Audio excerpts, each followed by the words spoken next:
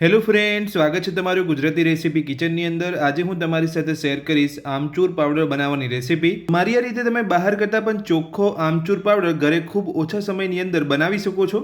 તો ચલો આમચૂર પાવડર બનાવવાનું શરૂ કરીએ। આમચૂર પાવડર બનાવવા માટે તમે આ જોઈ શકો છો, મેં અહીંયા 1 કિલો દેશી કેરી લીધી છે। તો બહાર જેવો તમે આમચૂર પાવડર ઘરે બનાવવા માંગતા હોય તો તમારે આ રીતની દેશી કેરીનો જ ઉપયોગ કરવાનો છે। તો આમચૂર પાવડર બનાવવા માટે સૌથી પહેલાં આપણે કેરીની ઉપરની છાલ કાઢી લઈશું।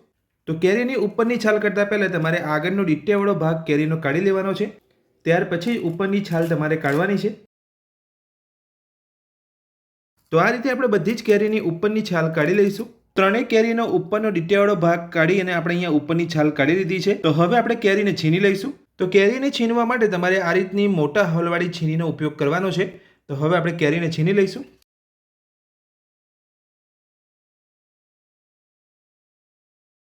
તો બધી જ કેરીને આપણે અહીંયા છીની લીધી છે, તમે આ જોઈ શકો છો। તો હવે આમચૂર પાવડર બનાવવા માટે આપણે છીનેલી કેરીને સૂકવવાની છે। તો છીનને સુકાવવા માટે આપણે અહીંયા કેરીના છીનને અલગ અલગ ડીશની અંદર થોડું થોડું લઈ લઈશું અને કેરીનું છીન કમ્પ્લીટ તડકાની અંદર સુકાય ના ત્યાં સુધી આપણે કેરીના છીનને સુકાવવા દેવાનું છે। અને જો તમે છીન ડીશની અંદર નહીં અને પ્લાસ્ટિકની અંદર લઈને સુકાવવા માંગતા હોય તો તમે એ રીતે પણ સૂકવી શકો છો। તો હું અહીંયા છીનને અલગ અલગ ડીશની અંદર થોડું થોડું લઈ અને સૂકવી લઉં છું। તો આ રીતે તમારે કેરીના છીનને ડીશની અંદર છૂટું છૂટું લઈ લેવાનું છે। એ જ રીતે આપણે બીજી એક ડીશ લીધી છે, તેની અંદર પણ છીનને લઈ લઈશું।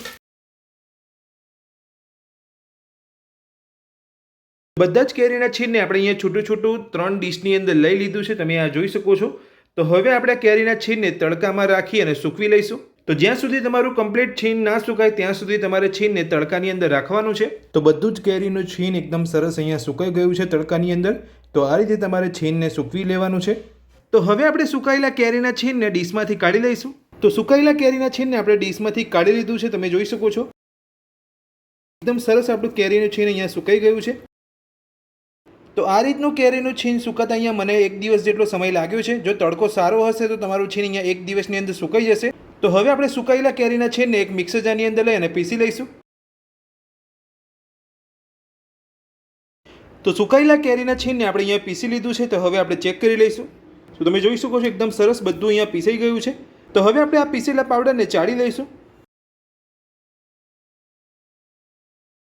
તો આ રીતે પીસીને પાવડર કરી લીધા પછી બધું જ તમારે અહીંયા ચાળી લેવાનું છે।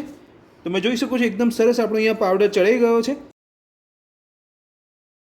અને ચાળ્યા પછી જે અહીંયા આખો ભાગ રહે ચાંદીની અંદર તેને તમારે ફરીથી મિક્સર જારની અંદર લઈ અને પીસી લેવાનો છે। તો બધું જ આપણે પીસી લીધા પછી અહીંયા ચાળી લીધું છે। તો પાવડરને ચાળી લીધા પછી આપણે એક વાડકીની અંદર લઈ લીધો છે અને તમે જોઈ શકો છો એકદમ બહાર કરતાં ચોખ્ખો આપણો અહીંયા આમચૂર પાવડર બનીને તૈયાર છે। તમે આ જોઈ શકો છો, હું તમને અહીંયા બહારનો આમચૂર પાવડર બતાવી રહ્યો છું અને તમે જોઈ શકો છો આપણે જે અહીંયા ઘરે આમચૂર પાવડર બનાવ્યો છે, તમે આ જોઈ શકો છો કેટલો ફરક તમને અહીંયા જોવા મળી રહ્યો છે। તો બહાર કરતાં ચોખ્ખો આમચૂર પાવડર તમે આ રીતે ઘરે બનાવી શકો છો। તો આમચૂર પાવડર બનાવવાની રીત તમને મારી કેવી લાગી મને કોમેન્ટ બોક્સની અંદર કોમેન્ટ કરીને જરૂરથી જણાવજો। આજનો વિડીયો પસંદ આવ્યો હોય તો વિડીયોને લાઇક કરજો, ચેનલને સબસ્ક્રાઇબ કરી રાખજો આ જ રીતની નવી નવી રેસીપી મેળવવા માટે। Thank you.